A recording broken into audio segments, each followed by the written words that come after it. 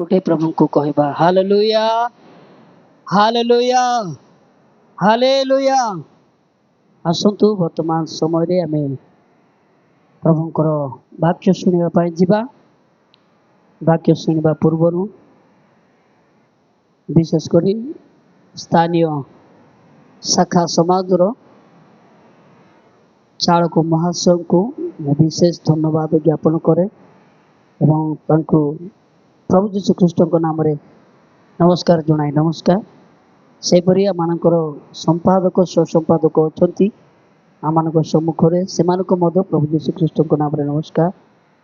पुणी कोषाध्यक्ष महाशय पुणी प्राचीन महाशय एठारे महिला समिति बा उद्योग समिति जिते समिति गण अच्छा प्रत्येक लोक मो प्रभु जीशु ख्रीष्ट नाम रे नमस्कार ज्ञापन करें। आपणकर मुह पूरापूरी डल हो मु भावुची स्वर्ग राज्य फिट हो पार नहीं बोध स्वर्ग राज्य फिट नहीं। स्वर्ग राज्य एमती रहा चांस ना जदि किए जाने रिजेक्ट करके आउ थे पछकू पठे दे पारती आउ थे पृथ्वी की आसब ना किंतु आउ गोटे स्थान अच्छी तेणु रिजेक्ट न हो ईश्वर को राज्य आम आमर मुखर टिके हस रो शुणा मनोभाव रू आम प्रेज द लॉर्ड केमती मनोभाव रो तुमको देखिले नहीं कि आमको उद्योगी लगे अच्छे। तेणु पाहुल कहले तुमानकर उद्योगी द्वारा ही आम कौन करूँ प्रचार करूँ। पाहुल कहते भाषा तुम मुह को देखिले आमको केमती लगे बोले भोक क्षुधा पासरी जाइबू किंतु आउ थे क्षुधा आरंभ हो तुम मुह को देखिले कारण ऑडियंस कौन माने प्रभुंकर वाक्य प्रति अति आग्रह स्वरूप देखा दरकार। जड़े प्रचार को प्रचार करने समय लोक मान मुह देखिले से जान जे माने केते क्षुधा प्रभुंकर वाक्य शुणा होशियार न हाँ ना ना तुम मुह कह मुझे मोर कार्य से तेणु तुम्हें आमको एनकरेज करिया को पड़ो। Praise the Lord. आसतु आम छोट प्रार्थना करिकी गीत गाइबा इच्छा थिले मु गीत गान करने जाए ना तेणु प्रार्थना करवा निये गा प्रभुंकर वाक्य शुणा जा। सर्वशक्तिमान स्वर्गीय पिता तुम पवित्र महत् नाम को धन्यवाद दूचु। आम तुम गौरव पूजा प्रशंसा करुचु। आज उपासना पुणी प्रभु तुम्हें उपस्थित अच्छ ये धन्यवाद दूचु। तुम दास उपयोगी एक पात्र विषय पुणी प्रभु सुंदर कथा से आम निकट में प्रकाश कले। गोटे पात्र पवित्र होगा दरकार गोटे पात्र परिष्कृत होगा दरकार। हाँ प्रभु जदि परिष्कृत ना पवित्रता ना से पात्र केबे तुम्हें ग्रहण कर कि व्यवहार कर वर्तमान समय तुम्हें जो वाक्य मो द्वारा गुप्त कर रखिछ से वाक्य तुम्हें प्रकाश कर प्रत्येक लोकर अंतकरण आज खोला हो प्रभु। प्रत्येक जी हाँ तुम्हें जो सत्य ईश्वर ये वाक्य द्वारा अपनी प्रभु प्रमाणित हो बोली प्रार्थना कर धन्यवाद दौचु। आज समय केवल अपनी प्रभु तुम हस्त समर्पण करू करू मुक्ति दिया त्राण करता यीशु को नाम रे मागुछु पिता amen. Praise the lord hallelujah. आज प्रसंग चलतु आम वर्तमान जी पढ़ माइक नियंतु कारण मोर रिकॉर्ड भी हो सो मो चालक आज्ञा को बहुत धन्यवाद दिए किंतु आउ थर को आसला बेलू टे सान टेबल कर मो टेबल मत प्राय हो जाए आसूँ देखा दे पाऊना टे मो बड़ कष्ट है टेबुल ये अंटा को आसूँ नो प्रोब्लेम ये दिखले भी भल मशा को खाली अग्नि देखा गला पर रिकॉर्ड होती मो मुह दुषुची कि ना कि दुषुची तो हाँ प्रेज लो। चलतु आम पढ़ा माइक नियंतु मथु लिखित सुसमाचार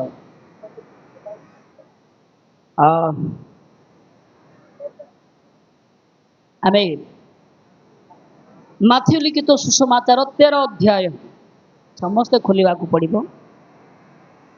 ମାଥ୍ୟୁ ଲିଖିତ ସୁସମାଚାର 13 ଅଧ୍ୟାୟ ତାର 47 ରୁ 50 ପର୍ଯ୍ୟନ୍ତ ଜଣେ ସ୍ପଷ୍ଟ ଭାବରେ ମତେ ପଢ଼ିକି ଶୁଣାନ୍ତୁ। पुनश्च स्वर्गराज्य समुद्र निक्षिप्त सर्वप्रकार मत्स्य संग्रहकारी गोटे टणाजाल सदृश ताहा पूर्ण हुअन्ते लोके कूलकु टाणी आनिले पुणी बसी भल जाक खालईरे एकाठी करी रखिले किंतु मंद गुड़ाक फोपाड़ी देले जुगांत समय रे सेहीपरि घटिब। दूत माने बाहरी आसी धार्मिक मानक मध्यरे दुष्ट मानक विभिन्न करिवे पुणी सेमानकु अग्निकुंड रे पकाई देबे सेठारे रदन व दंतर किणिमिणी हेबो। प्रभु ए वाक्य द्वारा आमनको श्रवणार्थे सेमानकु आशीर्वाद करंतु। आसंतु फुंका न फुंक भाव में आज ए अंश द्वारा आम किसी विषय शिखा तो लेखा अच्छी 47 पुनश्च स्वर्ग राज्यर सेटारे लेखा थिबा गोटे पद अच्छी समुद्र कौन अच्छी समुद्र ओके राइट मत टिके उत्तर देव तापरे जाल तापरे खालई तापरे टाणीबा लोक बा जालारी राइट तापरे भल अच्छी आ मंद मध्य अच्छी। समुद्र कहले जगत को बुझा जाए क्या बुझा जाए आज्ञा समुद्र कहले जगत को बुझा जाए जाल कहले स्वर्ग राज्य को बुझा जाए क्या बुझा जाए जाल स्वर्ग खालई बोलिकी लेखा अच्छी किंतु ओडुखी बोलिकी तेलुगु बाइबल लेखा अच्छे तो तेलुगु आड़ को जी ना ओडिया आड़ को जी तुम ओडिया बाइबल जहाँ लेखा अच्छे ता कह खालई कहले कौन बुझा आम चर्च गृह तांको सन्निधि ओके चर्च गृह बा तांको सन्निधि भल जाक एकत्रित करागला बोली लेखा अच्छे भल कहले धार्मिक लोक मान विषय लेखा गला मंद बाहर पकाई दिगला मंद कहले क्या बुझा जा अधार्मिक लोक मान बुझा जा राइट तेणु शुणु आज प्रसंग कहीं जाने एठारे बसी कि प्रचार करुवा मो पाई आपण मान जीवन निजे निजे समीक्षा करके देखा केमिति अच्छु राइट ए समस्त कथा हैला परे लेखा अच्छी सर्व प्रकार मत्स्य बोलिकी लेखा अच्छी कि प्रकार मत्स्य सर्व प्रकार मत्स्य तेलुगु बाइबल लेखा अच्छी रकरकालैन చేపలు सर्व प्रकार मत्स्य वाक्य हूँ उदाहरण ओके जीशु कही उदाहरण अटे प्रभु बेले बेले उदाहरण स्वरूप गोटे विश्वासी को माछर सहित तुलना कले गोटे विश्वासी को हरिणर सहित तुलना कले गोटे विश्वासी को गछर सहित तुलना कले गोटे विश्वासी को पात्र सहित एवं प्रभुंकर दास कहते तो विभिन्न प्रकार प्रभु जेमिति कि लोक बुझी पारे सेमिति बुझौतिला आज ए प्रसंग द्वारा प्रभु आम को माछर सहित तुलना कले जगत अच्छे जगत रे अनेक प्रकार लोक माने अच्छु राइट गोरा अच्छु कला अच्छु अनेक भाषावादी अच्छु किए तेलुगु कहती किए ओडिया कहती किए आमरटा कहती किए सोरा कहती किए कुई कहती किए तो हिंदी कहती किए तो मराठी कहती किए तो तमिल कहती किए तो मलयालम कहती किए तो उर्दू कहती अनेक जाति रे परिपूर्ण एक समुद्र सदृश एक जगत हेले जाल पका गला जाल पकाइबा लोक किए अटंती दूत माने अटंती हालेलुया हालेलुया दूत मान को कहा को गला सेवक मान को गला प्रेज द लॉर्ड सेवक माने को रूपक जाल इटा सुसमाचार रूपक जाल प्रेज द लॉर्ड कहबा हालेलुया हालेलुया ଏ ଜାଳରେ ସର୍ବ ପ୍ରକାର ମତ୍ସ୍ୟ ପଡିଛି, ତାକୁ ଅଗଣିତ uncountable the fish. But 6 ଗୋଟି ମାଛର ବିଷୟ ଆପଣମାନଙ୍କୁ କହିକି ରଖିବି। କେତା? 6 ଗୋଟି। ଏ 6 ଗୋଟିରୁ ବିଭାଗ କରିବା, 6 ଗୋଟିରୁ ବିଭାଗ କରିବା। କାରଣ ଦେଇକି ଶୁଣିବେ। ଓକେ, 3 ଗୋଟି ହଉଛି ମନ୍ଦ, ଆଉ ଗୋଟେ 3 ଗୋଟି ହଉଛି ଭଲ। ମନ୍ଦ ଆଉ ଭଲ ଲେଖା ଅଛି ନା ନାହିଁ? ଓକେ, ଭଲ ଗୁଡାକ କଣ କଲେ? ପୁଣି ଖାଲଇରେ ସେମାନେ ଭର୍ତ୍ତି କଲେ। ମନ୍ଦ ମାତ୍ର କଣ କଲେ? କୋଉଟେ ଫୋପାଡ଼ିବେ? ଘର ଭିତରେ କି? କୋଉଟେ ଫୋପାଡ଼ିବେ? ଶୋଇବା ଶଯ୍ୟାରେ କି? କୋଉଟେ ଫୋପାଡ଼ିବେ? ଆପଣଙ୍କର ଅଫିସ ରୁମରେ କି? କୋଉଟେ ଫୋପାଡ଼ି ଦିଆଯାଏ? ବାହାରେ ଫୋପାଡ଼ି ଦିଆଯାଏ। ରାଇଟ, ବାହାରେ କହିଲେ ଅନ୍ଧକାର ଏବଂ ନର୍କକୁ ବୁଝାଯାଏ। କାରଣ ଦେଇକି ଶୁଣନ୍ତୁ ପ୍ରିୟ ମଣ୍ଡଳୀ, ଆଜି ତୁମ ବିଷୟରେ ମୋ ବିଷୟରେ এই ଦୃଷ୍ଟାନ୍ତ ଦ୍ୱାରା ପ୍ରଭୁ କଣ କଥା କହିବା ପାଇଁ ଯାଉଛେ ଆଜି ଶୁଣ। ଯଦି ଏ 4-6 ରକମ ମାଛରୁ 3 ରକମ ମନ୍ଦ ଏବଂ 3 ରକମ ଭଲ, ଏଟାରେ ବସିଥିବା ଆମେ କୋଉ ରକମର ମାଛ ଆଜି ନିଜେ ବୁଝିନେବା।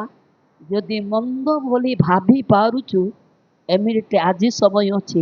ଆଣ୍ଠୁପାତି କାହାକୁ କହିବେନି, ନିଜେ କାନ୍ଦନ୍ତୁ, ନିଜେ କାନ୍ଦନ୍ତୁ, ନିଜେ ଛାତି ବାଡ଼େଇନ୍ତୁ, ପ୍ରଭୁଙ୍କୁ କହନ୍ତୁ, ଲର୍ଡ ଏଇ ଯୋଉ 3 ଗୋଟି ମାଛ, ମନ୍ଦ ମାଛର କ୍ୟାରେକ୍ଟର, ତାର ଗୁଣ ମୋ ଭିତରେ ରହିଛି, ମୁଁ ଆଜି ଠାରୁ ସେ ଗୁଣକୁ ପରିତ୍ୟାଗ କରିବା ପାଇଁ ଚାହେଁ।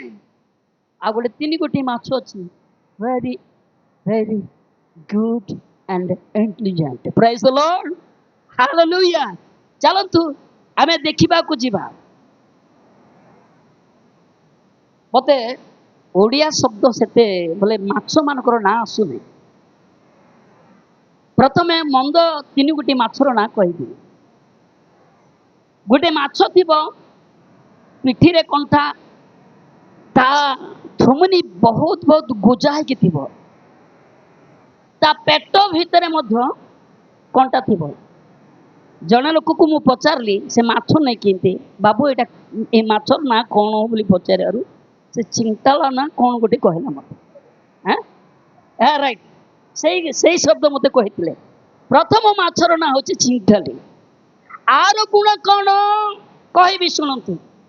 ଆର ଗୁଣ, ଭଲ ଲୋକ ଯେତେବେଳେ କି ତାକୁ ଧରି ସଞ୍ଚୟ କରିବା ପାଇଁ ଯିବ, ତାକୁ କଣ କରିବ? ଆର ଗୁଣ ହଉଛି ଯେମିତି ହଉନା ସେ ଚକ୍ଷୁକୁ ଲକ୍ଷ୍ୟ କରିବ, ସେ ଧରିବା ବ୍ୟକ୍ତିର ଚକ୍ଷୁକୁ ଲକ୍ଷ୍ୟ କରିବ, ଯେମିତିକି ତାର ଚକ୍ଷୁ ଅନ୍ଧ କରିବା ପାଇଁ। ତାପରେ ସେ କାଦୁଅରେ ଲାଞ୍ଜ ମାରିବ ପିଟି ପିଟି କରିକି, ସେ କାଦୁଅ ଆଖିରେ ପଡିବ, ଧରିବା ଲୋକ ଯେମିତି ତାକୁ ଧରି ନ ପାରୁ। ଏ ସବୁବେଳେ ଖସି ଯିବା ପାଇଁ ଚେଷ୍ଟା କରେ, ସେ ଜଗତରେ ହିଁ ରହିବା ପାଇଁ ଚେଷ୍ଟା କରେ, କେବେ ବି ସେ ମିଳିବା ପାଇଁ ଚେଷ୍ଟା କରିବ ନାହିଁ। ରବିବାର ହେଲେ କହିବେ ବାବୁରେ ଆସେ ଯିବା। ତାର ଗୁଣ କଣ? ଆଖିକି ହୁଙ୍ଗିବାର ଗୁଣ। ତାର ଗୁଣ କଣ? ଭଲ ଲୋକର ଚକ୍ଷୁକୁ ନଷ୍ଟ କରିବାର ଗୁଣ ତାର। ସେ କେବେ ବି ଭଲ ଗୁଣ ତାର ନଥାଏ। ଚିଙ୍ଟାଲି ମାଛର ଗୁଣ ତା ପାଖରେ ରୁହେ। ତାକୁ ଧରି ଖାଲଇ ଭିତରକୁ ଆଣିବା ବୋଧେ ବୋଲିକି ଜଣେ ପ୍ରଚାରକ କି, ଜଣେ ପାଳକ କି, ଜଣେ ଆଜ୍ଞା ଚାଳକ କି, ଜଣେ ସମ୍ପାଦକ କି ବାବୁରେ ଆସେ ଆଜି ଗୀର୍ଜା। ସେ ପୁଅ ମୋର ପୁତ୍ରା ପୁଅଟେ, ମୋ ପୁଅ ସେ ଦୁଇ ବହୁତ ସାଙ୍ଗ, ଭଲ ବଜାନ୍ତି, କିନ୍ତୁ ଏ ଚିଙ୍ଟାଲି ମାଛର ପରି ଗୁଣ ତାଙ୍କ ପାଖରେ ଅଛି। ଆଜି ସେଥିପାଇଁ ତାକୁ ଧରା ମରା କରିକି ତୁ ଚାଲରେ ବାପା ବୋଲିକି ଆଣିଛି। ପ୍ରଭୁ ତାଙ୍କୁ ଗୋଟେ ବହୁତ ବଢିଆ ବାଜା ମାରିବା କଣ ଦେଇଛି? ଦାନ ଦେଇଛି ପ୍ରଭୁ। ସେ ଦାନକୁ କାହିଁକି ବଜାଇ ରଖିବୁ ନାହିଁ? ପ୍ରଭୁଙ୍କ ଠାରୁ କାହିଁକି ଆଶୀର୍ବାଦ ପାଇବୁ ନାହିଁ? ଚାଲ, କେତେ ମାସ ହେଲା ସେ ଧୀରେ ଧୀରେ ପ୍ରଭୁଙ୍କ ନିକଟକୁ ଆସୁଛି।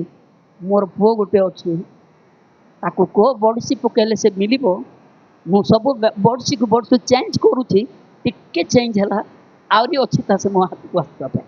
ସେ ବହୁ ଭଲ ବାଜା ମାରେ, କିନ୍ତୁ ତାକୁ ରିଜେକ୍ଟ କଲି, ଏହି ସେଲେକ୍ଟ କଲି, ୟାକୁ ନେଇକି ଆସିଲି। ଏ ଚିଙ୍ଟାଲି ମାଛର ଗୁଣ କଣ? ମାନେ ଆଖି ଅନ୍ଧ କରିଦିଏ। ବାଇବଲ ଲେଖା ଅଛି, ଜଗତପତି କଣ କରେ? ପୁଣି ଜ୍ଞାନ ଚକ୍ଷୁକୁ କଣ କରେ? ସେ ଯେମିତି ବୁଝି ନ ପାରିବ, ସେ ଯେମିତି ଦେଖି ନ ପାରିବ ଈଶ୍ୱରଙ୍କର ପବିତ୍ର ବାକ୍ୟ, से जेमती देखि न परिबो ईश्वरकर महिमा, से जेमती अनुभव करि परिबो ना ईश्वरकर गौरव। ଏହା ହେଉଛି ଚିନ୍ତଳି ମାଛର ଗୁଣ ଅଟେ। ଦ୍ୱିତୀୟ ମାଛକୁ ଯିବେ। ଦ୍ୱିତୀୟ ମାଛର ନାଁ ହେଉଛି କଣ୍ଟକ ମାଛ, କଣ୍ଟା ମାଛ। ତାକୁ କହିବାକୁ ଗଲେ ଇଂଲେ ବୋଲି କୁହାଯିବ। ଆଉ ଗୋଟେ ମାଗୁର ମାଛ ଅଛି, ଜାଣିଛନ୍ତି ଇଂଲେ ବୋଲେ ଏ ମାଗୁର ମାଛର ସଦୃଶ ହେଇ ରହିବ, କିନ୍ତୁ ସେ ବଡ଼ ବିଷାକ୍ତ ମାଛ ସେଇଟା। ତାକୁ ଆମର ଭାଷାରେ କହୁ ଇଂଲେ, ତମର ଭାଷାରେ କ'ଣ କହିବ ମୁଁ ଜାଣେ ନାହିଁ। ତାର କଣ୍ଟା ଏତେ ଗୁଜା ଗୁଜା, ସେ ଥରେ ଯଦି ଜଣେ ଲୋକକୁ ପାଦରେ ମାରିଦିଏ ସପ୍ତାହ ପର୍ଯ୍ୟନ୍ତ ସେ ସାରା ଦେହ ଫୁଲି ଯାଏ, ଜ୍ୱର ହୋଇଯାଏ। ମାଛ ଧରାଲି ଆମେ, ସେଥିପାଇଁ ମାଛର ବିଷୟ ଆପଣମାନଙ୍କୁ କହିବା ପାଇଁ ଚାହେଁ। ମାଛର କେଉଁ ଜାଗାରେ କେମିତି ମାଛ ଥିବ, ମୋ ବାପା ତାର ଗୁରୁ, ତାର ପୁଅ ଯେ ମୁଁ ମଧ୍ୟ ଶିଷ୍ୟ, ମୋତେ ବି ଜଣା କେଉଁ ଜାଗାକୁ ଗଲେ କେମିତି ମାଛ ମିଳିବ। ଓହ୍ଲେଇଲେ କେତେ କେତେ ପାଣି ଥିଲେ ମଧ୍ୟ ମାଛ ଧରିପାରିବେ। ମୋର ଗୋଟେ ସାନ ଭାଇ ଅଛି ସଞ୍ଜୟ ବୋଲିକି, ବେଙ୍ଗ ମଧ୍ୟ ମାଛ ପାଲଟି ଯାଏ ତା ହାତରେ। ମାନେ ସେମିତି ତା ହାତରେ ସେ ଗୁଣ ଗୋଟେ ଅଛି ମୋର ଭାଇର। ମୋ ନାନୀ ଜାଣନ୍ତି ଆମ ଗାଁରେ ମାଛ ଧରିବାରେ ଏକ୍ସପର୍ଟ। ହଁ ନା ନାଇଁ ନାନୀ? ବନ୍ତ ପକେଇବେ ଜଣ ଜଣଙ୍କର ଘରେ ଗଦା ଗଦା, କିଏ କୁଣିଆ ଆସିଲେ ବଡ଼ ଲାଜ ଆମକୁ, ନାକ ଏମିତି ବୁଝିକି ଆଗା ବୁଲୁଥିବେ। ଆମକୁ ସେମିତି ଲାଗୁନାହିଁ, କାହିଁକି ବୋଲେ ଅଭ୍ୟାସ ହେଇଗଲା ସେ ମାଛ ଗନ୍ଧ। ହେଲେ କୋଉ ମାଛର ଗୁଣ କେମିତି ଆମେ ଭଲ ଜାଣିଛୁ। ହେଲେ ବାଇବେଲରେ ମଧ୍ୟ ଲେଖା ଅଛି ସର୍ବ ପ୍ରକାର ମାଛ ଭିତରେ ଏ 6 ପ୍ରକାର ମାଛର ଗୁଣ ଆପଣମାନଙ୍କ ନିକଟରେ ବର୍ତ୍ତମାନ ରଖୁଛି। ଦ୍ୱିତୀୟ ମାଛ ହେଉଛି କଣ୍ଟକ ମାଛ। ଏ କଣ୍ଟକ ମାଛର ଗୁଣ କ'ଣ ଜାଣିଛୁ ନା? ସେ ଭଲ ଲୋକ ହେଲେ ମଧ୍ୟ, ଆମର ଭାଷାରେ କହୁଛୁ ଲୋକ କହିଲେ ମାତ୍ର ଖୁନ୍ଦା ଖୁନ୍ଦା ଆକା, ଆମର ଭାଷାରେ ବୋଲୁଛୁ ନା ନାହିଁ। ଆର କଥା ହାଡ଼କୁ କ'ଣ ହେଉଛି, ବାଧି ଯାଉଛି, ଝିଅ ଧରି ପାରୁନାହିଁ। ଏ କେବେ ଆର ଭଲ କଥା ଆସିବ ନା ଏ ପାଟିରୁ। ସେ ସେବକ ହେଲେ ମଧ୍ୟ ହୁଙ୍ଗିକି ହିଁ କହିବ, ସେ ଅର୍ଡିନାରୀ ପିପୁଲ କି ହେଲେ ମଧ୍ୟ ହୁଙ୍ଗିକି ହିଁ କହିବ। ଆର ଗୁଣ କ'ଣ? ଅନ୍ୟକୁ ବାଧା, ଅନ୍ୟକୁ ବାଧା ଦେବାର ଗୁଣ। ପ୍ରିୟ ବନ୍ଧୁ, ଏଠାରେ ବସିଛୁ ଯେ ଆମେ ମାନେ ବେଳେ ବେଳେ ଆମ କଥାରେ ଲୋକମାନେ ବାଧା ହେଉଛନ୍ତି ବୋଧେ, ଆମ କଥା ଦ୍ୱାରା ଲୋକମାନଙ୍କୁ ଟିକେ କଷ୍ଟ ଲାଗୁଛି ବୋଧେ। ଆମର କଥାକୁ ମଧ୍ୟ ଚେଞ୍ଜ କରିବାକୁ ପଡ଼ିବ। ଜଣେ ଖ୍ରୀଷ୍ଟିଆନଙ୍କର ପାଦ ଚିହ୍ନ ଗତିରେ ଚାଲୁଥିବା ବ୍ୟକ୍ତି ଖ୍ରୀଷ୍ଟଙ୍କ ପରି ମୃଦୁଶୀଳ ଭାଷା ହେବା ଦରକାର। ବେଳେ ବେଳେ କଥାରେ ହିଁ ବେଳେ ବେଳେ ଲୋକକୁ ମାରି ଦେଇ କାୟା କରିଦେବୁ। ଜଣେ ଲୋକ ଏମିତି କାୟା ହେଲା ଯେ କହିଲେ ନ ସରେ। ପଚରା ଗଲା, ଆଜ୍ଞା ଆପଣଙ୍କ ଶରୀରରେ କିଛି ରୋଗ ଦେଖାଯାଇ ପାରୁନାହିଁ, ହ୍ୱାଇ ୟୁ ୱିଲ୍ ସିକ୍। ସେ କହିଲା ନାହିଁ, ମୋତେ ଗୋଟେ କଣ୍ଟା ବାଜୁଛି ଆଜ୍ଞା। କି କଣ୍ଟା? ମୋତେ ଗୋଟେ ବୋଉ କଣ୍ଟା ଆସିଛି। ଏ ବୋଉ କଣ୍ଟା, କଣ୍ଟା ମୁଁ ସମ୍ଭାଳି ପାରୁନାହିଁ ଆଜ୍ଞା। ଆଜ୍ଞା ଶରୀର ଯାହାକୁ ଆଘାତ କଲ, ସେ ଆଘାତ କରିବା ହିଁ ଜାଣିଛି। ମୁଁ ଆଉ ସମ୍ଭାଳି ପାରୁନାହିଁ। ମୋ ସାରା ଶରୀରରେ ବିଷାକ୍ତରେ ପୂର୍ଣ୍ଣ ହେଲାନି। ମୁଁ ଆଉ ପରିପୂର୍ଣ୍ଣ ହେଇପାରିବି ନାହିଁ କି ବଞ୍ଚି ପାରିବି ନାହିଁ। ତା ସକାଶୁ ମତେ କିଛି ରୋଗ ନାହିଁ ଆଜ୍ଞା, କେବଳ ସେ କଣ୍ଟାର ବିଷ ମୋ ଜୀବନରେ। ବେଳେ ବେଳେ ସ୍ତ୍ରୀ ମାନେ ନିଜର ଜୀବନ ପାଇଁ କଣ୍ଟକ, ବେଳେ ବେଳେ ସ୍ୱାମୀ ମାନେ ସ୍ତ୍ରୀ ମାନଙ୍କ ଜୀବନ ପାଇଁ କଣ୍ଟକ, ବେଳେ ବେଳେ ମଣ୍ଡଳୀରେ ମଧ୍ୟ ସେବକ ମାନଙ୍କ ପାଇଁ କଣ୍ଟକ ପରି ବିଶ୍ୱାସୀ ମାନେ ଜୀବନ ଯାପନ କରିବା। ଏକ ବିଶ୍ୱାସୀ ମାନେ এই ଜଗତରେ ରହିଛନ୍ତି। ଜାଗ୍ରତ ପ୍ରିୟ ମଣ୍ଡଳୀ, କିପରି ଗୁଣ ଆଜି ଆପଣମାନଙ୍କ ନିକଟରେ ଅଛି। ତୃତୀୟ ମାଛ, ଏ ମାଛ ବଡ଼ ଭୟଙ୍କର। ଏ ମାଛ କାହାକୁ ବାଧା ଦିଏ ନାହିଁ, କାହାକୁ କିଛି କରେ ନାହିଁ, କିନ୍ତୁ ତାର ସଂକଳ୍ପ ବଡ଼ ସଂକଳ୍ପ ଚର୍ଚ୍ଚରେ ଥାଏ। ସେ ନା କାହାକୁ ଭଲ କରିବାକୁ ଦେବ, ନା ସେ ଭଲ ହେବ, ନା ଚର୍ଚ୍ଚ ଡେଭଲପ କରିବାକୁ ଦେବ, ନା ସେ ଡେଭଲପ ହେବ ଆଜ୍ଞା। ଏମନ୍ତ ମାଛ, ତାର ମାଛର ନାମ ହେଉଛି ତରା। କଣ ଆଜ୍ଞା?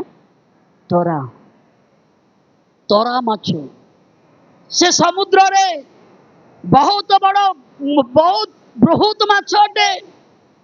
ସେ ଖାଇବାକୁ ମଧ୍ୟ କାମ ଦେବ ନାହିଁ। ଜାଲାରୀ ମାନେ ଯେତେବେଳେ ଜାଲ ପକାନ୍ତି, ସେ ଜାଲରେ ପଡ଼ିଲେ ତାର ଗୋଟେ ଶବ୍ଦ କେମିତି ଜାଣିଛ ନା? ପିଲା ଯେମିତି କାନ୍ଦିବ ସେମିତି କାନ୍ଦିବ।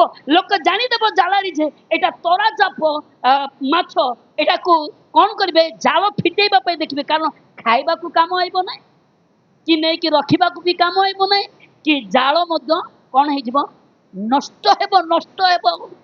ବେଳେ ବେଳେ ମଣ୍ଡଳୀରେ ଏମିତି ରହୁ, ନା ମଣ୍ଡଳୀରେ କାର୍ଯ୍ୟରେ ରହୁ, ନା ମଣ୍ଡଳୀ କାର୍ଯ୍ୟକୁ ଅଭିବୃଦ୍ଧି କରୁ, ନା ମଣ୍ଡଳୀକୁ ଅଭିବୃଦ୍ଧି କରୁ। ଏମିତି ବଡ ବଡ ମଣ୍ଡଳୀ ଅଛି, ଯୋଉ ମଣ୍ଡଳୀରେ କି ଏମିତି ଲୋକ ଅଛନ୍ତି, ତରା ମାଛ ପରି ଲୋକ ଅଛନ୍ତି। ନା ସେ ଭଲ ହେଲା, ନା ମଣ୍ଡଳୀକୁ ଭଲ କଲା, ନା ସେ ଭଲ ହେଲା, ନା ମଣ୍ଡଳୀରେ ବିଶ୍ୱାସୀ ମାନଙ୍କୁ ଭଲ କଲା, ନା ସେ ଭଲ ହେଲା, ନା ସମାଜକୁ ଭଲ କଲା। ଏମିତି ଅକର୍ମୀ ମାଛ ମାନେ ଅଛନ୍ତି। ଜାଗ୍ରତ ଆଜି କୋଉ ମାଛ ଆମ ଜୀବନରେ, କୋଉପରି ମାଛ ଆମେ ଅଛୁ? ସର୍ବ ପ୍ରକାର ମାଛ ମାନଙ୍କ ଭିତରେ ଏଇ ତିନି ଗୋଟି ପ୍ରକାର ମାଛ ବହୁତ ଡେଞ୍ଜରସ୍ ମାଛ। ଆମର ଗୁଣ ଆଜି କେମିତି ଅଛି ପ୍ରିୟ ବନ୍ଧୁ? ଆମର ଗୁଣ ଆଜି କି ପ୍ରକାର ଅଛି ପ୍ରିୟ ମା ମାନେ, ପ୍ରିୟ ଭାଇ ମାନେ? ବେଳେ ବେଳେ ଭାଇ ମାନଙ୍କୁ ଟିକେ ଚାଲ ଧରିବା, ଚାଲ ଟିକେ ଆଣିବା ବୋଲା ବେଳକୁ କାଦୁ ଗଡଛ, ଜାଣିଛନ୍ତି ପୁରା କାଦୁ ଗଡଛି ଯାକ, କାଦୁ ଗଡଛ ବୋଲି କହନ୍ତି। ସେ ମାଟି ଭିତରେ ହିଁ ଥିବ, ସେ ଉପରକୁ କେବେ ମୁଣ୍ଡ ବଢେଇବ ନାହିଁ। ତାକୁ ବନ୍ଧକୁ ଗଲା ପରେ ଯେତେବେଳେ ଗୋଡରେ ଏମିତି ଏମିତି ଏମିତି କରବ, ସେ ମୁଣ୍ଡ ବଢେଇକି ଦେଖିବ, ଏମିତି କରି ମିଲ୍ଲା ଖାଇଯେ ବୋଲିକି ଧରଲା ବେଳକୁ ସେ ଆଉ କୋଉ ଭିତରେ ଥିବ? ଯୁବକ ଭାଇ ମାନେ, କାଦୁ ଗଡୁଛି ବୋଲିକି କହନ୍ତି, କାଦୁଅ ଗଡୁଛି, ଏ କାଦୁଅ ଗଡୁଛି ମିଲେ ନାହିଁ। ସେ କହିବ ନାଇଁ ନାଇଁ ନାଇଁ, ମୁଁ ଭିତରେ ହିଁ ଥିବି, କାଦୁଅ ଭିତରେ ମୋ ଜୀବନ ଯାପନ କରିବି, ମୁଁ ବାହାରକୁ ଆଇବି ନାହିଁ, ସଂସାରରେ ହିଁ ଥିବି, ଜଗତରେ ହିଁ ଥିବି, ରଙ୍ଗରସରେ ହିଁ ଥିବି, ଲାଇନ ମାରିବାକୁ ଯିବି, ମୁଁ ଭଲ ହେବି ନାହିଁ। ଲାଇନ ମାରିବା ପୁଅ ମାନେ ଜାଗ୍ରତ ଶୁଣନ୍ତୁ, ସଂସାରକୁ ପ୍ରେମ କରିବା ପୁଅ ମାନେ ଜାଗ୍ରତ ଶୁଣନ୍ତୁ, ମୋବାଇଲକୁ ପ୍ରେମ କରିବା ପୁଅ ମାନେ ଜାଗ୍ରତ ଶୁଣନ୍ତୁ। ତୁମେ ନର୍କ ନଳର ପ୍ରଥମ ପାହାଚରେ ଅଛ।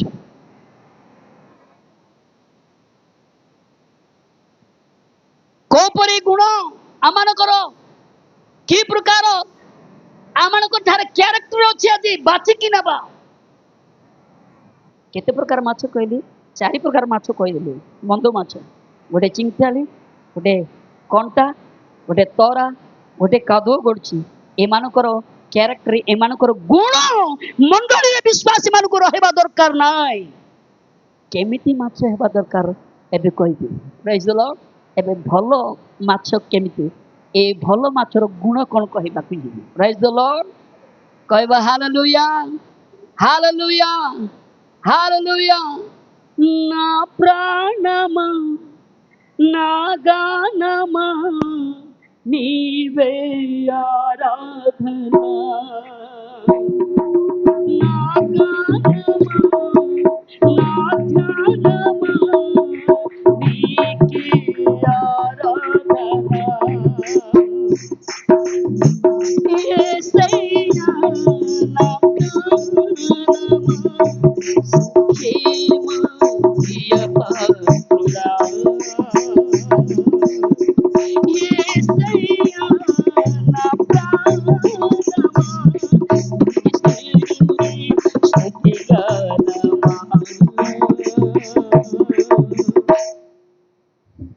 ଭଲ ମାଛର ଗୁଣ କଣ ଆଜି ଆପଣମାନଙ୍କ ନିକଟରେ କହିବେ? ଭଲ ମାଛ ଗଲା ବେଳକୁ କୋଉ ମାଛ ଦେଖି ମନେ ପଡିବ କୁହନ୍ତୁ? ବାଇବଲରେ କୁହନ୍ତୁ କୁହନ୍ତୁ। ଗୁଡ ମାଛ କହିଲା ବେଳକୁ କୋଉ ମାଛ ବାଇବେଲରେ ମନେ ପଡିବ ଆମକୁ? ଯାହାର ଗୁଣ କି ଅତି ଭଲ, ଯାହାର ଗୁଣ କି ପରମେଶ୍ୱରଙ୍କର କଥାକୁ ଅମାନ୍ୟ କଲା ନାହିଁ, ଯାହାର ଗୁଣ କି ପରମେଶ୍ୱର ଯେମିତି କହିଲା ସେମିତି ଶୁଣିଛି, ଯାହାର ଗୁଣ କି ପରମେଶ୍ୱରଙ୍କର ଆଜ୍ଞା ଅନୁସାରେ ଶୁଣିଲା, ସେଇ ଗୋଟେ ମାଛ ଅଛି। କାହାର ମାଛ ଆଜ୍ଞା? କୁହନ୍ତୁ କୁହନ୍ତୁ କାହାର? ଯୋଉ ଯୋଉ ଜୁନସ ପୁସ୍ତକ କରିକି ଲୁଚିକି ରହିଛି ସେ ମାଛ, ସେ ମାଛର ନାଁ କଣ ପୁଣି? ବହୁତ ମାଛ, କିନ୍ତୁ ତେଲୁଗୁ ଲେଖା ତିମିଙ୍ଗଲ ବୋଲିକି ଲେଖା ଅଛି, ତିମିଙ୍ଗଳ ମାଛ। ଓକେ, ବହୁତ ମାଛ ବୋଲିକି ଆମ ଓଡ଼ିଆରେ ଲେଖା ଅଛି, ତେଲୁଗୁରେ ତା ନାଁ ଦିଆଗଲା ତିମିଙ୍ଗଳ ବୋଲିକି, ପାଦ ତିମିଙ୍ଗଳ। ଆଜ୍ଞା, ତିମି ମାଛ, ରାଇଟ ଓଡ଼ିଆରେ ବୋଧେ ତାକୁ ତିମି, ରାଇଟ। ଏ ମାଛର ଗୁଣ କହିବି ଆପଣମାନଙ୍କ ନିକଟରେ। ए माछ आज्ञा केमिति माने तार 1 अध्याय 4 रु आपण माने पढ़िले बुझिबे मु पढ़िबा पई कहबी नाही कारण हमर को समय नाही समस्त जानिछु जुनस पुस्तक केते लोग पढ़िछु कोनते हाथ उठेबे जुनस पुस्तक केते लोग कंप्लीट करिसंती आइए पाप बड़ दुखर विषय अच्छा नूतन नियम केते लोग गुड़थोरले सरेइछंती हाथ उठंती लेदा गला गोड़थर भी नहीं हेले नूतन नियम गोड़थर न पढ़ले पुरातन कुआडे पढ़ी पारिबे पुरातन पढ़ी थिले जुनसंकर पुस्तक रे गोटे माछ लुचिकी रही बुझी पारि थांते जुनस को कहा गला जुनस प्रभुकर दास उठाओ से कहला प्रभु कौन करबी तुमको गोटे दायित्व मु दउची कौन प्रभु तमे कोठी को जीव निनिबी को जीव निनिबिर लोक मानकर पाप अति बढ़ी गला से मानकर दुष्टता बढ़ी गला से मानको प्रचार करिबा लोक कहि नांती से मानको सतर्क बाणी देबा लोक कहि नांती तेनु मु तुमको बाछली तुमे जीव से कहला पैंट शर्ट पिनला इन फिन कला कहला प्रभु आई एम रेडी जा किंतु सतर रेडी हे नतला से गां जीवा पे कोठी को गला बोली कि शुणीचु आम जदि पढ़ी नथिले शुणीचु कोठी को गला ए चर्चिस को सीधा जारता कला कला जे समस्त सहित धैर्य रे बसी कि नो को भितर अच्छी जो भितर की बसिया कथा ना जो भीतर को कि जीवा कथा ना जो कि से रहा कथा ना सही अच्छी से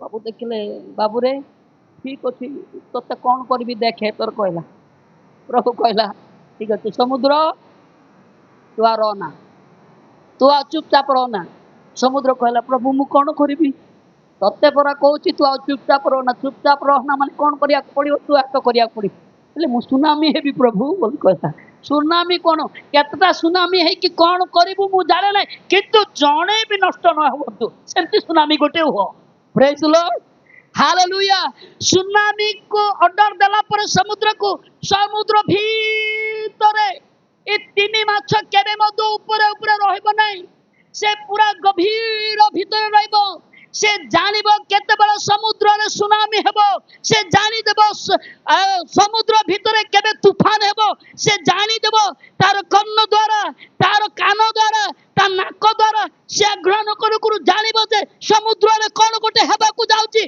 किंतु से दिन हेबार नथिला तेनु माछ जानि परला नै आराम रे सोईची माछ प्रभु को डाकरा पहुंचिला माछ माछ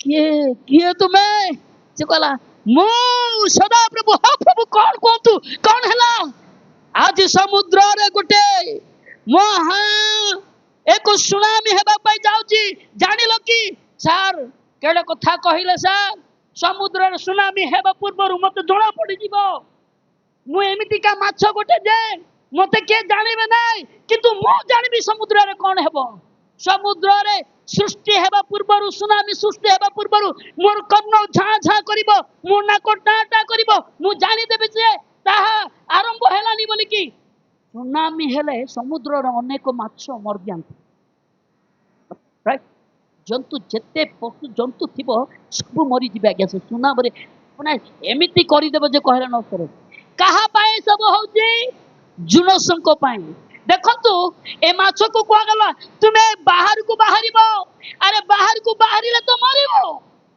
सुनामी रे माछ केबे मतो बंची परिबो नै से घुंडले निश्वास बंद करके मारी देबो तथापि से कहला Lord I am ready praise the lord hallelujah मु रेडी अछि प्रभु मु जीबी कहतु नाय गुटे जहाज निकट को जीवो से अमुक जहाज रे जने भक्त अछि से तांकर तुमको कौन करिवे समुद्र ताको पकइबे जाग्रत रे सुंदर करी गिळबू आ मु जो नगर को नेबा पाई कहबी से नगर को नेकी कोन तो हालेलुया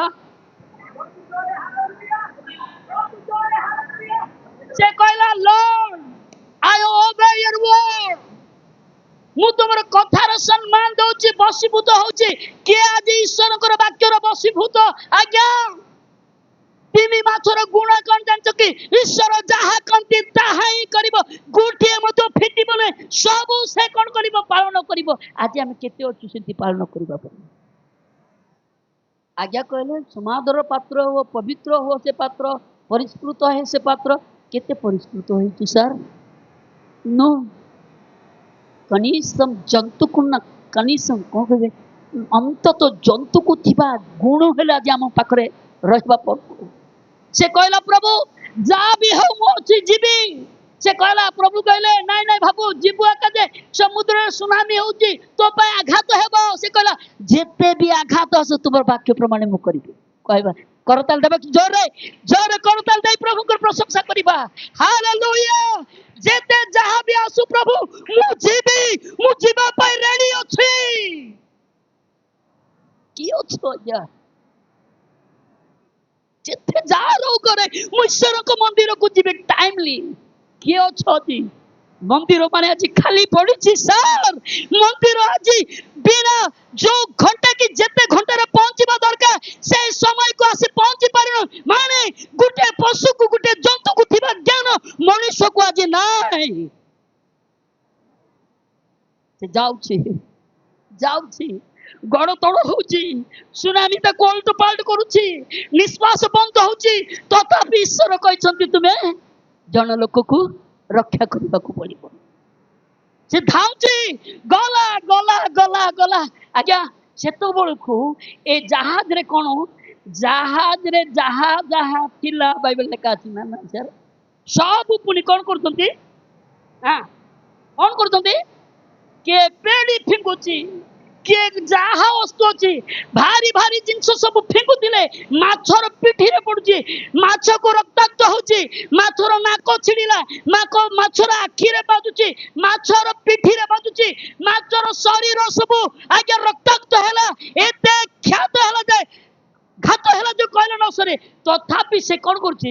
ଈଶ୍ୱରଙ୍କର ଆଜ୍ଞା, ଈଶ୍ୱରଙ୍କର ଆଜ୍ଞା, ଈଶ୍ୱରଙ୍କର ଆଜ୍ଞା ସେ ମାନୁଛି, ପାଳନ କରୁଛି। ଯାହା ବି ହଉ ମରିବି ପଛେ, ମରିବି ମରିବି ପଛେ। ପ୍ରଭୁ କହୁଛନ୍ତି ମୁଁ ଏଇ ପ୍ରକାର ମଣ୍ଡଳୀରେ ଏଇପରି ବିଶ୍ୱାସ ମାନଙ୍କୁ ମୁଁ ଚାହେଁ।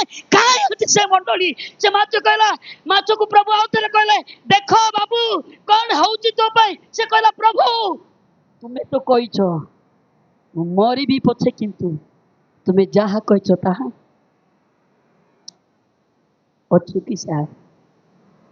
ଅଛୁ କି ମା? ଆଜି ଭଲ ଭାତ ମାଂସ ହେଇଛି ବୋଲେ ମନ ସବୁ ସିଆଡ଼େ ଏକା, କୁଆଡ଼େ ବିଲେଇ ଖାଇଦେବ ନା, କୁଆଡ଼େ କୁକୁର ଖାଇବ ନା। ଯଦି ବାଡ଼ିରେ ଟିକେ କପା ଲଗେଇ ଦେଇଛୁ ବୋଲେ କିଏ ଯାଇ ତୋଳି ଦେଉଛନ୍ତି ନା, କି କ'ଣ ଖରି ଦେଉଛନ୍ତି ନା। ସବୁବେଳେ ଏ ମାଇଣ୍ଡରେ ଛେଳି ଖାଇଦେଉଛି, ଗୋରୁ ଖାଇଦେଉଛି ସବୁବେଳେ, ମାନେ ତାର ଅର୍ଥ ଆମେ disobey, ଆମ ପାଖରେ ବଶୀଭୂତର ଜୀବନ ନାହିଁ, ଆଜ୍ଞା ପାଳନକାରୀ ମଣିଷ ନାହିଁ ଆମେ। ପ୍ରଭୁ ଦୁଃଖ କରୁଛନ୍ତି ଏମାନଙ୍କୁ ଦେଖିବେ। ଅନ୍ତିମ ଦିନ ମାନଙ୍କର ପ୍ରଭୁ ଦୁଃଖ କରୁଛନ୍ତି। ଏ ମାଛର ଗୁଣ ଗୋଟେ ହେଲା, ଯେତେ ଘାତ ହଉ ପ୍ରତିଘାତ ହଉ ତଥାପି ସେ କଣ କରେ ଆଜ୍ଞା? ପ୍ରଭୁଙ୍କର ଆଜ୍ଞା। ପ୍ରେଜ୍ ଦ ଲର୍ଡ, ହାଲେଲୁୟା। ପଢନ୍ତୁ ଟିକେ, ଚାଲନ୍ତୁ ପଢିବା ଟିକେ।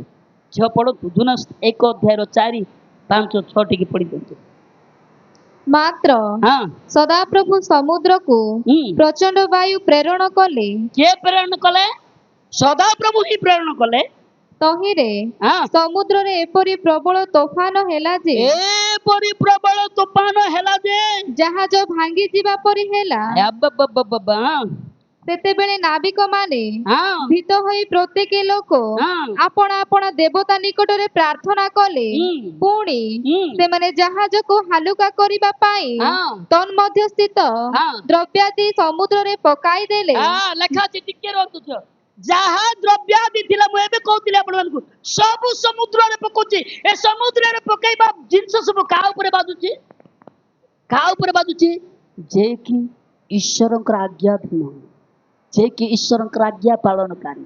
ବେଳେ ବେଳେ ଆମ ଜୀବନରେ ଏମିତି ଯଦି ସ୍ୱାମୀ ବେଶୀ ଆତ୍ମିକ ହେବ, ଆମକୁ ଆଘାତ କରିବା ଲୋକ କିଏ ହେଇଥିବେ? କିଏ ହେଇଥିବ ସାର୍? ଯଦି ସ୍ତ୍ରୀ ବେଶୀ ପ୍ରାର୍ଥନାଶୀଳୀ ହେଇଥିଲେ ତାକୁ ଆଘାତ କରିବା ଲୋକ କିଏ ହେଇଥିବ?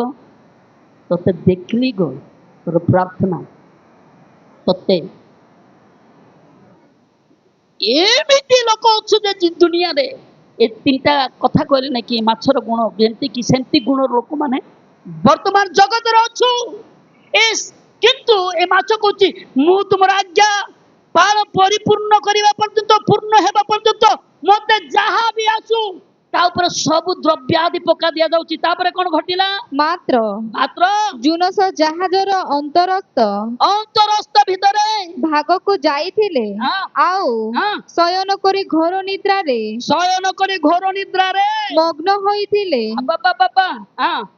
ତହିଁରେ ଜାହାଜର ଅଧ୍ୟକ୍ଷ ତାଙ୍କ ନିକଟକୁ ଆସି କହିଲେ, ହେ ନିଦ୍ରାଳୁ କଣ କରୁଅଛ?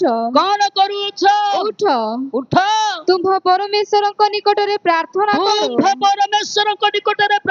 କର।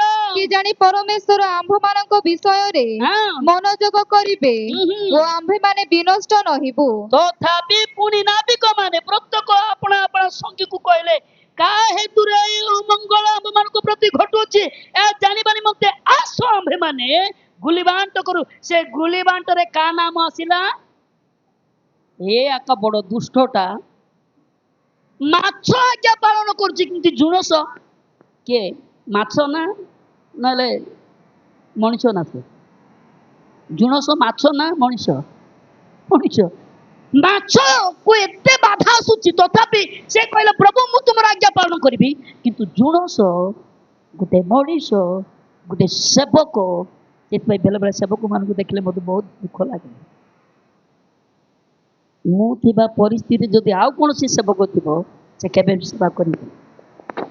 ବଟ୍ କହିବି ଶୁଣ, ଜଣେ କିଏ ପଢଉଥିଲେ ଗୋଟେ ପ୍ରଭୁଙ୍କର ବାକ୍ୟ, କେ ଈଶ୍ୱରଙ୍କ ପ୍ରେମରୁ ଆମମାନଙ୍କୁ କଣ କରିବ? ଦୂର କରିବ। କିଏ ବିଚ୍ଛନ୍ନ କରିବ? କିଏ ତାଙ୍କ ପ୍ରେମରୁ ଆମମାନଙ୍କୁ ଅଲଗା କରିଦେଇ ପାରିବ? ଆଜ୍ଞା କେହି ଦୁନିଆରେ ଏମିତି କୌଣସି ଜିନିଷ ନାହିଁ, କୌଣସି ବିଷୟ ନାହିଁ ଖ୍ରୀଷ୍ଟଙ୍କ ପ୍ରେମରୁ ଆମମାନଙ୍କୁ ଅଲଗା କରିବା ପାଇଁ। କାରଣ ଈଶ୍ୱରଙ୍କର ପ୍ରେମ ଗୋଟେ ଏମିତି ଅଦ୍ଭୁତ ପ୍ରେମ କହିବାକୁ ନ ସରେ। Hallelujah hallelujah. ସେ ପ୍ରେମରେ ବନ୍ଧା ଯାଇଥିବା ଆମ୍ଭେ କେମିତି ଆଜି ପ୍ରଭୁଙ୍କର କଥା ମାନି ପାରୁନ? ଜୁନସ ମାନିଲା ନାହିଁ କିନ୍ତୁ ମାଛ ମାନିଲା। ଏ ମାଛର ନାମ କଣ ଦେବା? ଆଜ୍ଞା ପାଳନକାରୀ। ପ୍ରେଜ୍ ଦ ଲର୍ଡ। ଆଜ୍ଞା ପାଳନକାରୀ ଏକ ମାଛ।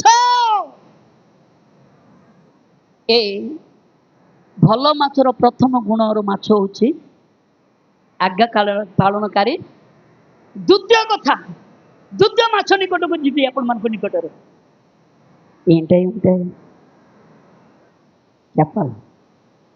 ଚପରା ଚାପକାଣ୍ଡି నేను చెప్తా ମୁଁ ଆଗ କହିବି ହେଲା। ପ୍ରେଜ୍ ଦ ଲର୍ଡ ହାଲେଲୁୟା। ସେ ମାଛକୁ କୋଉ ନାଁ ଦେଲେ ମତେ ଭଲ ଲାଗିବ ମୁଁ ଜାଣେ ନାହିଁ, କିନ୍ତୁ ଚାଲନ୍ତୁ ପଢନ୍ତୁ ମାତୃ ଲିଖିତ ସୁସମାଚାର 14 ଅଧ୍ୟାୟ ତାର 19 ପଦ ଟିକେ ପଢିଲ। ମାତୃ ଲିଖିତ ସୁସମାଚାର 14 ଅଧ୍ୟାୟର 19 ପଦ। ପୁଣି ସେ ଲୋକ ସମୂହକୁ ଘାସ ଉପରେ ବସିବା ପାଇଁ ଆଜ୍ଞା ଦେଲେ। ଆଉ ସେ ସେହି 5ଟି ରୋଟି ଓ 2ଟି ମାଛ ଘେନି ସ୍ୱର୍ଗ ଆଡେ ଉଧ ଦୃଷ୍ଟି କରି ଆଶୀର୍ବାଦ କଲେ ଏବଂ ରୋଟି ଗୁଡିକ ଭାଙ୍ଗି ଶିଷ୍ୟମାନଙ୍କୁ ଦେଲେ ଆଉ ଶିଷ୍ୟମାନେ ଲୋକ ସମୂହକୁ ଦେଲେ। ପ୍ରେଜ୍ ଦ ଲର୍ଡ। ଏଠାରେ ଆଉ ଗୋଟେ ମାଛ ଦେଖା ଯାଇପାରୁଛି, ଯୋଉ ମାଛ କି ଅନେକ ଲୋକଙ୍କର ପରିତୃପ୍ତ କରିପାରିଛି। ପ୍ରେଜ୍ ଦ ଲର୍ଡ। କହିବା ହାଲେଲୁୟା। ଆଜି ଗୋଟେ ପ୍ରଚାରକ ଆସିଲା ଗାଁକୁ ବୋଲେ ଭାସି ହାବୁଲୁ ଭାସି ଘରେ ଖାଇବାକୁ ଦେବାକୁ ପଡବ ବୋଲି ଗୋଟେ ସେବକକୁ ପରିତୃପ୍ତ କରିପାରୁନୁ। ସେବକର କଥା ଛାଡ, ତୁମ ଗାଁରେ ତୁମ ପାଇଁ ରାତି ଦିନ ପ୍ରାର୍ଥନା କରୁଥିବା ତୁମର ସେବକ ମାନଙ୍କୁ କେବେ ହେଲେ ଟୋପାଏ କଣ କହିବେ ଚା ଟିକେ ଦେଇଛ, ଡାକିଛ ଘର ମାନଙ୍କୁ? କେତେ ଭୁଲ କାମ କରିଛ ଜାଣିଛ କି ଆଜ୍ଞା? କେତେ ବଡ ଭୁଲ କାମ କରିଛ ଜାଣିଛ କି ଆଜ୍ଞା? ତୁମ ଗ୍ରାମରେ ତୁମ ପାଇଁ ରାତି ଦିନ କଷ୍ଟ କରି ପ୍ରାର୍ଥନା କରୁଥିବା तुम सेवक मान केबे घर को डाकी तृप्ति करवा तो छाड़ टोपाए टोपाए कौन सार चाय कपे देइछो कि माँ माँ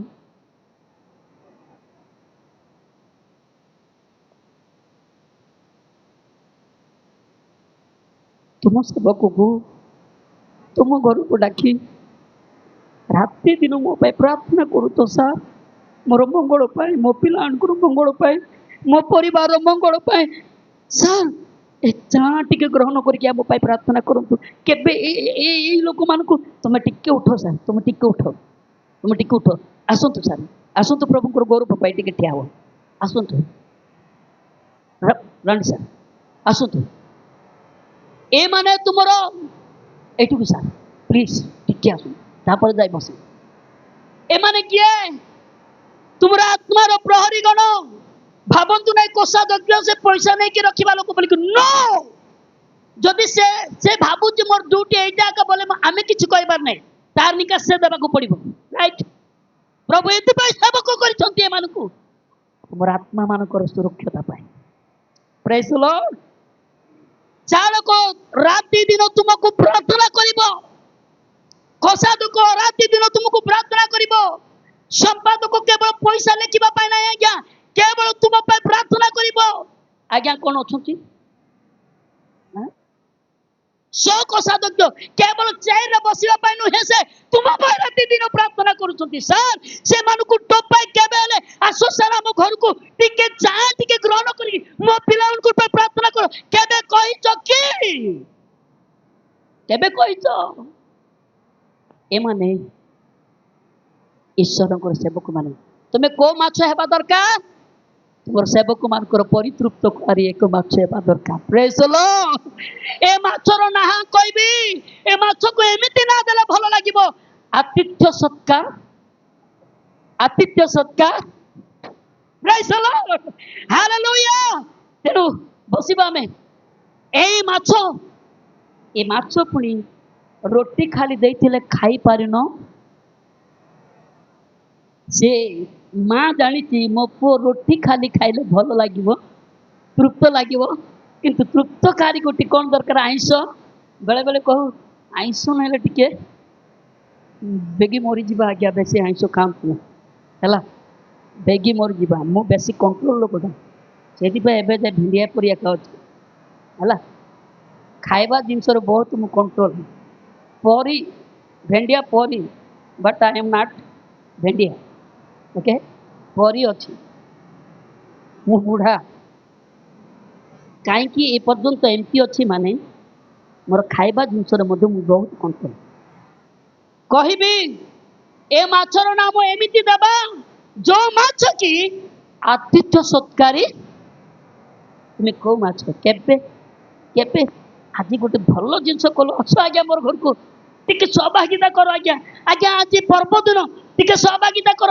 से सब छाड़ क्रिस्टमास दिन है तुम लोक मान डाकिकी नौ कि न बेले बेले मत बक्ता है कि जिते जाए मु प्रथम यही कथा ही प्रचार करे तुम लोक मान को आग कर मत डाक तुम लोक मान छाड़ दी बड़पन है कि बक्ता को कह तुमको आशीर्वाद ही ना आशीर्वाद ना सर आशीर्वाद तुम आत्मार प्रहरी गण आम को बोले टिके आसबो टिके प्रचार कर देखी पड़े से लोक आम कि नहीं कि ए माने राति दिन तुम प्रार्थना कर प्रेज द लॉर्ड राइट केतरा माछ 2 गुण गोटे है कि माछ बोली ना देलु ताकू आज्ञा कारणकारी माछ द्वितीय माछर नाम कौन आतिथ्य सत्कार माछ आ गोटे माछ अच्छी से माछर ना कही मु बंद करी प्रेज द लॉर्ड हालेलुया चलतु पढ़ा माथ्यू लिखित सुसमाचार 17 अध्याय 27 पद 17 अध्याय 27 पद किंतु आम्भे माने जेपरि सेमानंकर विघ्नर कारण न हेउ एथिपाई समुद्र को जाए बनसी पकाओ आउ प्रथमे जेउ माछ पड़िबो ताहाकु धरी ताहार मुख फिटाइले रौप्य मुद्रा ପାଇବ, गोटे रौप्य मुद्रा बाहरिब ତାହା ଘେନି ता घेनी ମୋ ପାଇଁ मो पाई ଓ ତୁମ୍ଭ ପାଇଁ ସେମାନଙ୍କୁ ଦିଅ।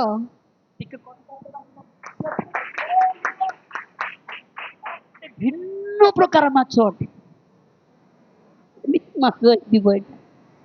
ଯୀଶୁ କହିଲେ ମୋର ପାଇଁ ଉପକାର ଆଉ ତୁମମାନଙ୍କ ପାଇଁ ମଧ୍ୟ।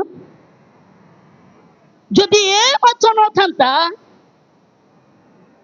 ସରକାର ସହିତ ମିଳିତ आधार कार्ड नौनी के मध्य कोटि जाई पारुछु कि हमें जाई पारुछु कि आज्ञा सरदा सरदारे मु थरे कहली हाँ मैं बेंगलुरु टिकी जिबा जे कि जिबा जे जिबा उड़ा जहाज रे टिकी जिबा कोट रु हैदराबाद रु बेंगलुरु समस्तंकर ए माने जानी छंती बोधे आधार कार्ड धरि छंती मोर आधार कार्ड घरे अछि मु जाई समस्त को टिकट बुकिंग हो गला मते रिजेक्ट करा गला कौन पे बोले तो सरकारी रे कौन नहीं इनक्लूड नहीं तो सरकार बाहर ओडिशा सरकार बाहर रही रही तेणु एठारे तुमको कौन से विषय टिकेट नहीं जे ठिया हेबा मत योग्यता कि भली माछ जे ए माछ भितर पुनी कौन अछि तुमे जोठारे कि योग्य होई परिबो जोठारे कि लोक मान के सहित मिलित होई परिबो जोठारे कि गुटे सरकार सहित जने लोक कौन बनि कि कहि परिबे वोटर होई परिबे वोटर करिबा पई योग्यता देबा पई ए माछ आकु मु एमिति ना देखी उपकारिता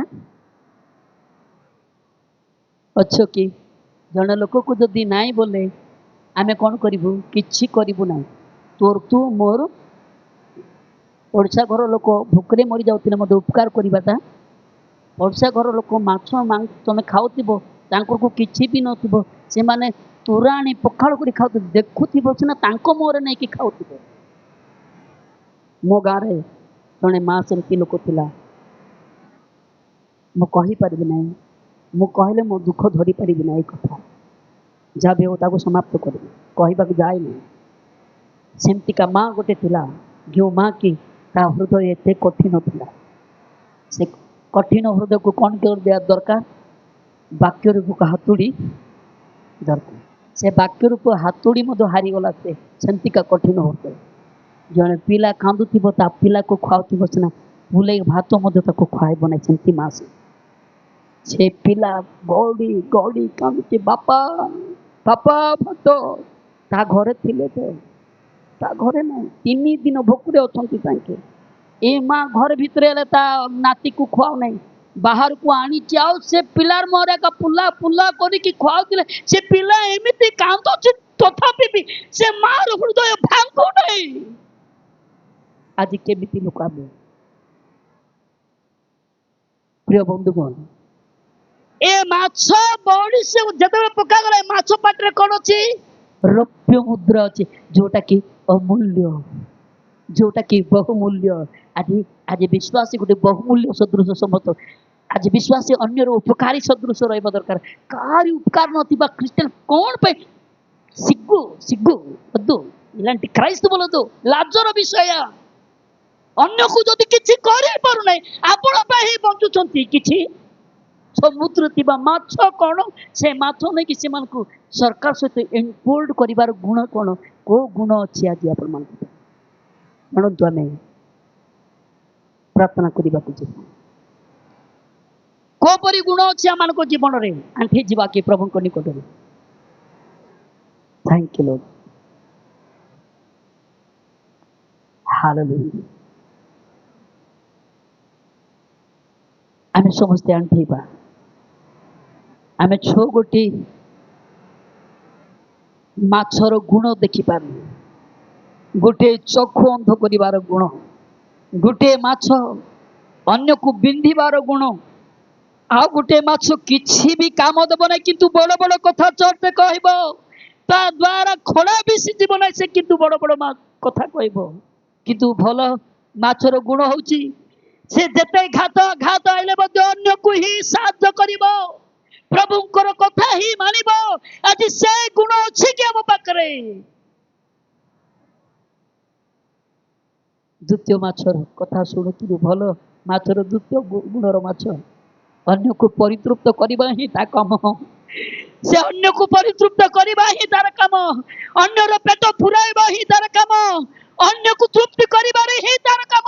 ଆଜି କୋଉ ପରିସ୍ଥିତି ଆପଣ ମାନେ ଅଛ, କେବେ ହେଲେ ଆପଣର ଲୋକମାନଙ୍କୁ ଏମିତି ପରିତୃପ୍ତ, ଏମିତି ଆତିଥ୍ୟ ସତ୍କାର କରିବା ଗୁଣ ତୁମ ପାଖରେ ଅଛି କି? ପ୍ରଭୁ କହିଲେ, ବାଇବେଲରେ ଲେଖା ଅଛି, ଆତିଥ୍ୟ ସତ୍କାର କରିବାରେ କେବେ ମଧ୍ୟ ଭୁଲି ଯାଅ ନାହିଁ।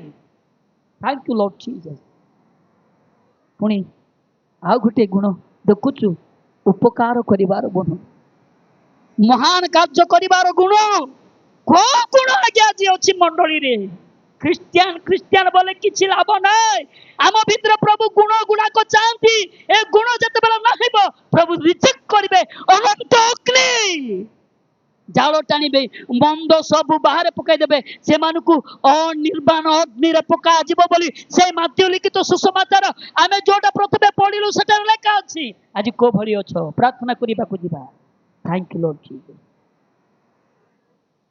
ସମୟ ন କର ଡେରି, ଆଉ ବିଳମ୍ବ ନାହିଁ ରେ, ଏହି ଆମ ଶେଷ କାଳରେ। Yes, Lord. ଏହି ଆମ ଶେଷ କାଳରେ। Yes, Lord. ଆମମାନଙ୍କର ବେଳ କି ଆମମାନଙ୍କର ଆଉ ସମୟ କି ଆମମାନଙ୍କର ଆଉ ଦିନ ନାହିଁ ପ୍ରଭୁ। ଆମେ କୋଉ ଗୁଣର ଲୋକମାନେ ପ୍ରଭୁ, କୋଉ ଗୁଣରେ ପୂର୍ଣ୍ଣ ପ୍ରଭୁ, ଆମେ ଆଜି ନିଜେ ବୁଝିବାକୁ ତୁମେ ସାହାଯ୍ୟ କର ବୋଲି ପ୍ରାର୍ଥନା କରୁଛୁ। Thank you lord. ଦୟାମୟ ଈଶ୍ୱର, ଧନ୍ୟବାଦ ଦଉଛି। ଆଜିର ବାକ୍ୟ ତୁମ ଲୋକମାନଙ୍କ ଜୀବନରେ ପୁଣି ପ୍ରଭୁ କାର୍ଯ୍ୟକାରୀ ହଉ। ଆଜିର ବାକ୍ୟ ତୁମ ଲୋକମାନଙ୍କ ଜୀବନରେ ଏକ କାର୍ଯ୍ୟ ସଫଳୀକୃତ ହେଉ ବୋଲି ପ୍ରାର୍ଥନା କରୁଛୁ। ପ୍ରତ୍ୟେକ ଲୋକ ପୁଣି ପ୍ରଭୁ ସେ 3 ମାଛର ଗୁଣ ସଦୃଶ, ପ୍ରତ୍ୟେକ ଲୋକ ପ୍ରଭୁ ଆତିଥ୍ୟ ସତ୍କାର ମାଛ ସଦୃଶ, ପ୍ରତ୍ୟେକ ଲୋକ ପୂର୍ବ ବାବା ଉପକାରିତା ଏକ ମାଛ ସଦୃଶ ହେବାକୁ ତୁମେ ସାହାଯ୍ୟ କର ବୋଲି ପ୍ରାର୍ଥନା କରୁଛୁ। ଯଦି ନାହିଁ ତେବେ ଆମେ ତୁମ ରାଜ୍ୟରୁ ପୁଣି ପ୍ରଭୁ ବହିଷ୍କୃତ ହେବୁ। ଦୟା କର, ଦୟା କର, ଦୟା କର। ଗୌରବ ମହିମା ପୂଜା କେବଳ ତୁମକୁ ଦେଇ ଯୀଶୁଙ୍କ ନାମରେ ମାଗୁଛୁ ପିତା। Amen, amen. Thank you.